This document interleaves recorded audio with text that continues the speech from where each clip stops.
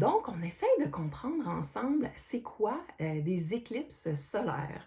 Donc, pour ça, moi, j'aime utiliser mes petits assistants, hein. Les petits les adorent, mais les plus vieux aussi. Donc, je commence avec mon premier assistant. Voici ma peluche soleil. Donc, évidemment, hein, si on veut parler d'éclipse solaire, on a besoin du soleil. Lors d'une éclipse solaire, ben, c'est le soleil qu'on observe.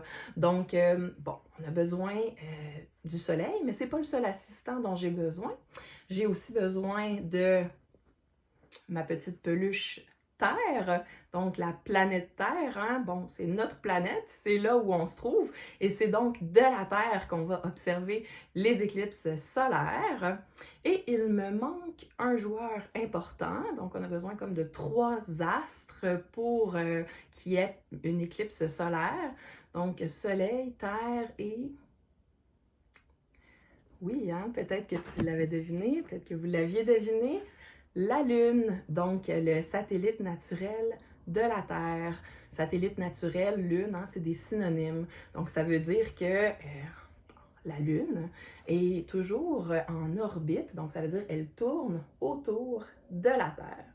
Donc voilà, la Lune tourne autour de la Terre et la Terre fait la même chose avec le Soleil, donc la Terre tourne autour du Soleil.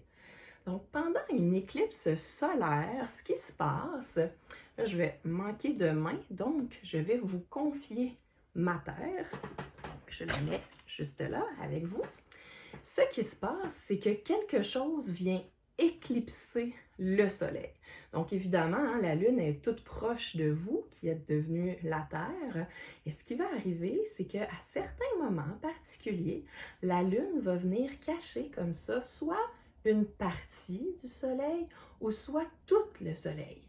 Puis, donc, on va appeler ça justement soit une éclipse partielle de Soleil ou on va appeler ça une éclipse totale de Soleil, quand la Lune cache complètement le Soleil.